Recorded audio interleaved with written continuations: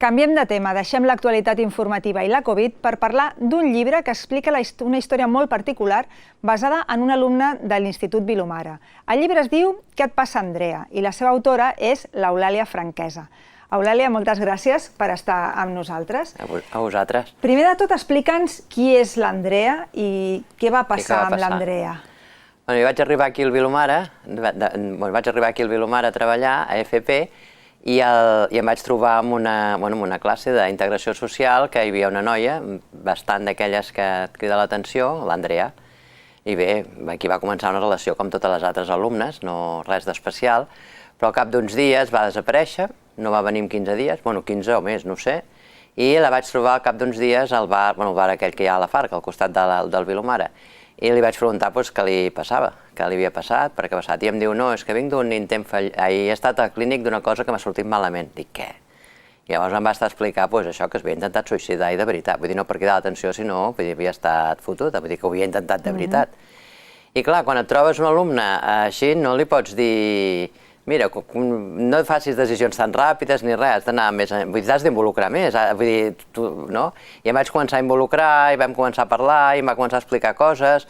A més, és un tema que tot i que sé molt tabú, que no us explicaré perquè està en el llibre, però que no se'n parla gens, hi ha moltes, jo m'he trobat amb moltes criatures amb aquest tema, en què t'expliquen que més o menys, una vegada, més vegades, més sovint, menys sovint, tenen aquest problema amb el pare, padrastre, tiet o qui sigui, no?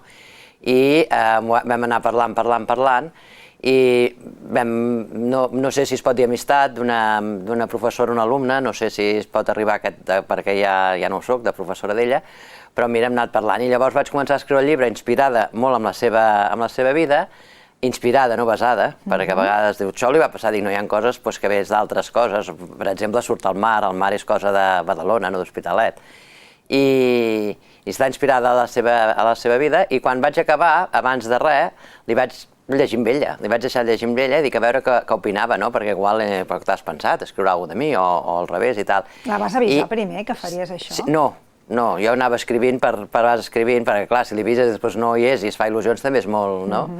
I llavors un cop escrit, si no li agrada es pot canviar el nom, es pot guardar un calaix i ja està, vull dir tot. Però a ella li va agradar molt. I no només li va agradar que al cap de 3 dies em ve la que és la seva tutora, la que era la seva tutora, i em diu, no sé què has fet, però tens l'Andrea molt contenta, que li ha escrit alguna història de la seva vida i que li agrada molt. I llavors ja vam parlar i dic, si no t'agrada jo canvio el nom i no diem res de tu i aquí s'ha acabat. I no, que li agrada molt i que li va agradar molt. I el més curiós, que és una cosa curiosa pels que llegiu el llibre, perquè s'entengui bé el tema, que és el que costa més entendre, ella va dir que li agradava molt perquè el llibre acabava bé. I jo, no farem spoiler, però és curiós perquè la intenció era fer-lo acabar així de dir aquest és un problema molt gordo que tenim, molt gros, i ella considera que va acabar molt bé a la història, dic, bueno, i més o menys és això, hem anat parlant i tot plegat. Tu deies al principi que no sabies si podíeu parlar, podies dir que era una amistat, però és normal que un estudiant tingui aquesta confiança amb una professora. Potser hi ha gent que té, com tu dius, aquesta noia potser tenia problemes a casa i això, i buscant... Sí, ara ja m'he jubilat, però jo he comptat que amb 30 molts anys que fa que he treballat, o he treballat molts anys, he tingut molts alumnes, 2.000 o més, no ho sé. I clar, els alumnes van passant, alguns et criden l'atenció, alguns no et criden, però alguns tenen problemes molt gordos, els grossos, els tenen en aquell moment els problemes. I clar, s'agafen el que poden i tu estàs allà, i aquesta és la nostra funció. No podem fer d'amics o de consolar tothom perquè no tenim aquesta capacitat, ni seria la nostra funció, de fet, però sí que quan, no sé, tens un alumne que se li ha mort una mare, el pare o la mare mentre tu estaves fent-li classe, aquell alumne l'has de mimar, l'has de fer tot durant que se senti còmode i que com a mínim quan ve a escola se senti bé, no tindrà res a veure aquest alumne amb un altre que no té cap mena de problema. També vam tenir una vegada un alumne que li va agafar se li va parar el cor, un atac de cor i el vam portar a urgències i tot plegat. Clar, aquell alumne el mima, no el mimes, no sé, l'acompanyes més, no? N'hi ha molts d'alumnes d'aquests. Malament aniríem si els mestres, o els professors o les professores no tinguessin aquesta capacitat humana, aquesta qualitat humana d'un moment donat ser propers en algunes persones, que no necessàriament són ni de la teva classe, a vegades és d'una altra classe, a vegades és que et busquen a tu o que els de la teva classe busquen a una altra perquè troben consol allà o troben el que busquen i troben en una altra persona, i per això estem també, No tot és ensenyar les competències bàsiques, que diuen. A l'Andrea li vas donar suport, ja no només suport emocional, el problema de l'Andrea era un problema greu. No sé si la vas ajudar a derivar-la... En aquell moment ja el tenia ben encaminat, perquè des d'aquí també m'agradaria fer un petit homenatge a les àvies que els hi toca fer de mares. Hi ha moltes àvies que, m'imagino jo, això m'ho dibuixo jo, que quan són joves, la vida que porten, les feines, els horaris, que no poden fer molt de mare, no ho disfruten tot plegat, i quan els arriba l'hora de disfrutar de fer d'àvies, de portar els nens a escola i aquestes coses, i fer només d'àvia, es troben que han de tornar a fer de mare.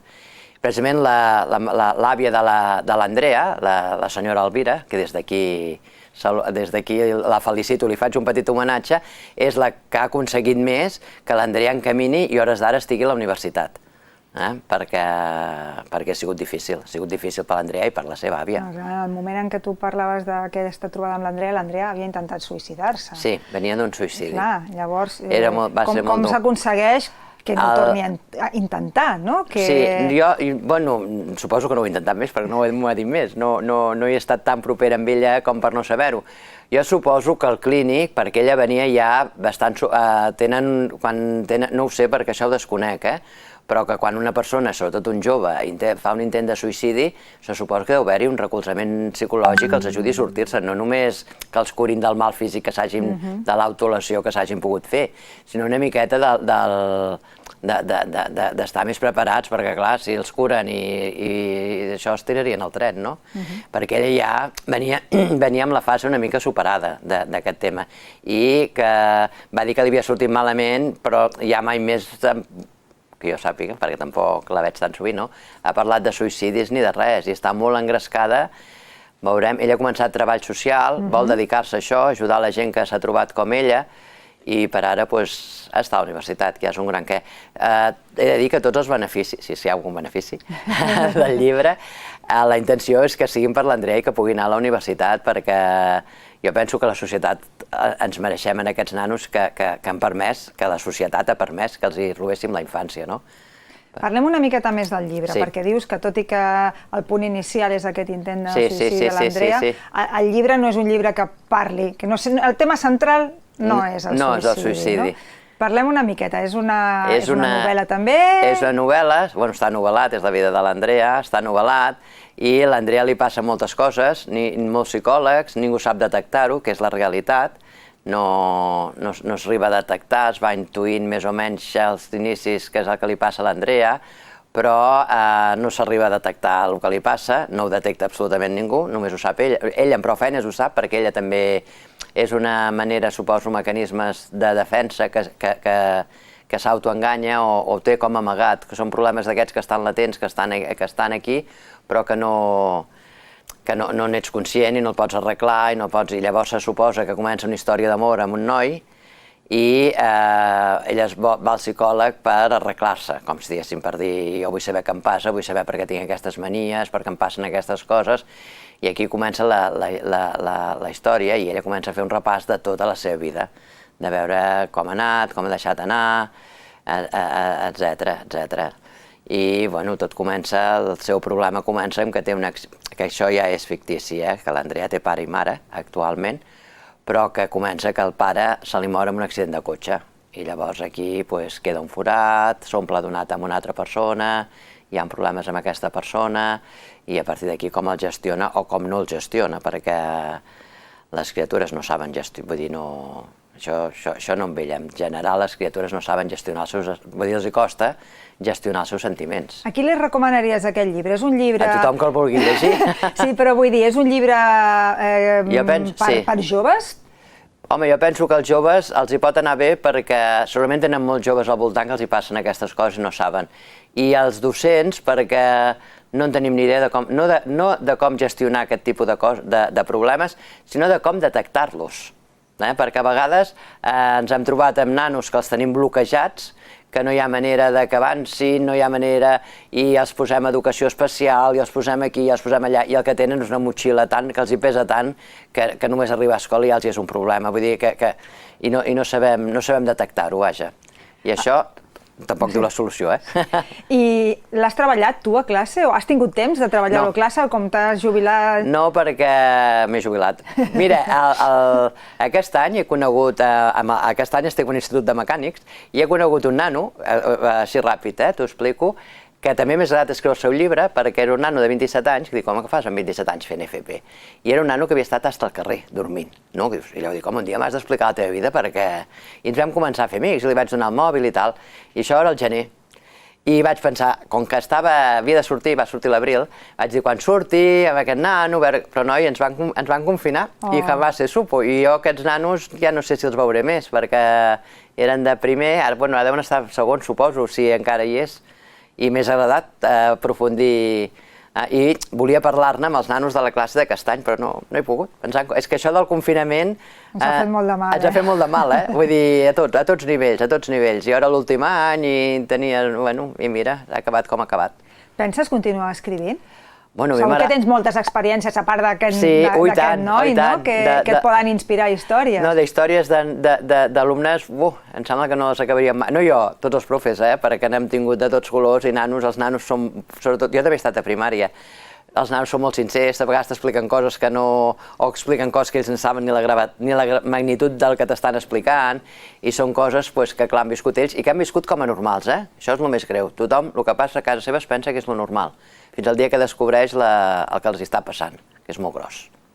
I del Vilomara? T'has emportat records del Vilomara? Sí, el Vilomara és de... He estat a diversos instituts, el Vilomara és dels que he estat menys temps, només hi vaig poder estar 2 anys, m'ha agradat molt quedar-m'hi, però estava molt lluny, vull dir, era difícil combinar-ho tot, però mira, amb el grup de WhatsApp encara mantenim relació i tinc amics del Vilomara que he seguit fent.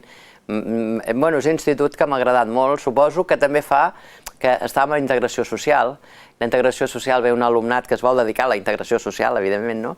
O la igualtat de gènere, o de la dependència, aquests cicles, i això fa que els mestres també siguin especialistes en això i que siguin com més sensibilitzats, hi ha una relació diferent. Aquest any passat, a veure, vaig estar amb mecànics, que també té la seva gràcia, no? Però és una altra història, perquè són homes mecànics i la seva preocupació, ara parlen d'un cotxe, ara parlen, no? I no és el mateix. Doncs, Eulàlia, moltes gràcies per acompanyar-nos, per presentar-nos aquest llibre que des d'aquí recomanem a tothom, que a veure si es llegeix molt, es compra molt i aquests diners poden anar a l'Andrea i que l'Andrea estudiï la seva carrera universitària. I a veure si en el futur ens expliques alguna altra història. A veure si és veritat. Moltíssimes gràcies. Moltes gràcies, Eulàlia.